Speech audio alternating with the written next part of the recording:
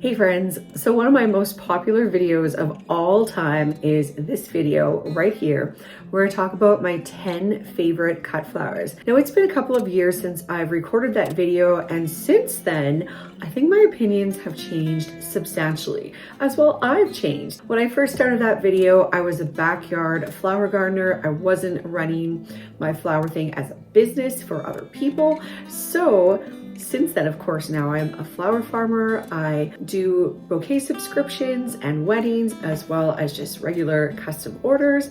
So my opinions have changed drastically. So we're gonna redo the series, but we're also gonna make it a 3-part series. Now the premise is sort of like, as one of my followers puts it, if I was on a desert island and I had to make bouquets and I could only take 10 greens, kind of filler flowers with me, and like 20 other cut flowers, what would I take? And that's all I get. That's sort of the premise that I've used for this series. So today we're gonna be talking about the fillers and the greens, and actually I cheated. I have 12, not 10, but I am making a new ebook, and it's all about flower recipes. So I get asked often a lot, oh, what's this in that flower, this green that you used in this bouquet, when I post them on social media. And I've been getting asked that so much that I thought, you know what, I think people could really use a recipe book. And then you can easily figure out how to make these sort of things on your own. And as I was creating this recipe book, I realized like I really do use the same flowers over and over and over again. So basically this list is what I realized that I use all the time. These are my cut flowers that I can make anything with if I have these. Hopefully, fingers crossed, Miss Julia is gonna sleep through my recording of all this. I'm gonna record the whole series all at once. So you'll hopefully see this little bundle in there, and let me share my favorite fillers and greens with you. All right, so number 12 on the list is Russian tarragon. This herb is a perennial in zone 3, one of the few, and I find that I use it all the time in both my spring arrangements and my fall arrangements. Now, unfortunately, it seems to get pretty wilty in the summer, so I don't use it in the summer, then I just use it for food. But on either of those shoulder seasons, it really comes in handy, and it just comes back over and over and over again. So like the more you cut it, the more it comes back. It's a fantastic herb. Number 11 was new to me last year, and that's Saponaria. And I grew it in both the white and the pink colors.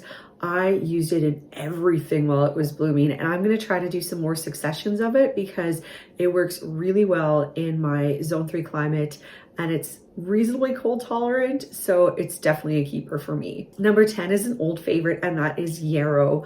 I use yarrow in everything. And I grew some yarrow last year, and of course not very much of it bloomed, but in my mom's garden where she has an established yarrow patch, I cut that yarrow. I feel like I cut almost every single stem of it. Number 9 is feverfew, and once you like feverfew, I recommend planting at least 3 different varieties of it. I plant the magic singles, I plant tetra white, and I also do the magic lime. And I find with those 3, that really sets me up for success.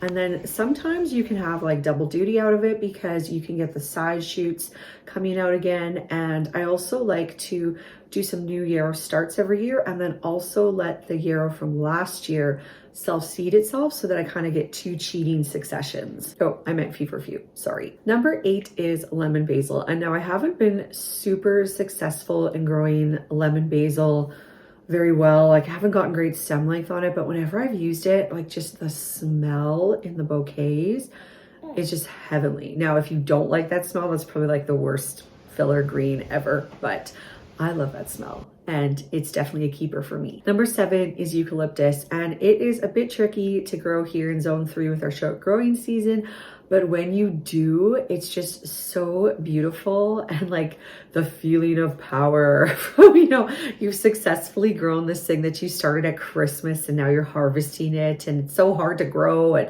I don't know, eucalyptus feels like an accomplishment for me. So I think that's half the reason why I like it. Number 6 is willow. We have lots of willow around our acreage, and I find myself cutting it all the time.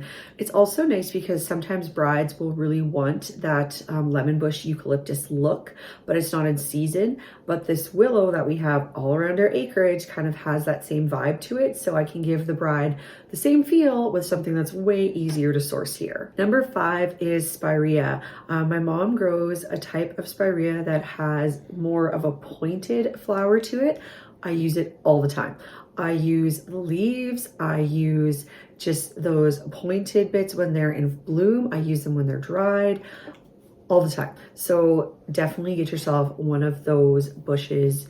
It's such a keeper. Number 4 is NINEBARK. These also come from my mom's garden. She has both the burgundy and the lime versions, and I use them all. I love them. I use them all season until they're done. Number 3 is cloudgrass, and this is a new one for me. Oh, hi there. Cloudgrass grows so easily where I live, and even once it's dry, I'll sometimes tuck it in fresh arrangements. It just like adds that really delicate little bit of sparkle into an arrangement without being overpowering. Number 2 is CRESS, and I use CRESS in like every single arrangement humanly possible. CRESS is not a cut and come again flower, unfortunately. If you live somewhere really, really warm, I think it will bolt and cut again in that circumstance. But unless it's exceptionally hot, you only get one cut from it.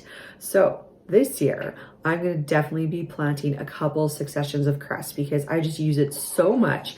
And my chickens also really like it, so I need some extra in case they destroy it. And finally, the number 1, use it in basically every single arrangement I make if it's in bloom, is frosted explosion grass. And if you are in my bouquet CSA, you will know, like, every bouquet has frosted explosion grass in it. And I'm sorry, I'm such a one-trick pony, but I just feel like it's just that little something that gives some movement and some life to your bouquet. So I will never, ever be without it. So thank you guys for listening to this part of the series. There's of course 2 more parts coming up. Once those are posted, I'll link everything below in the description. So if you're watching this at a later date, you can just binge them all at once.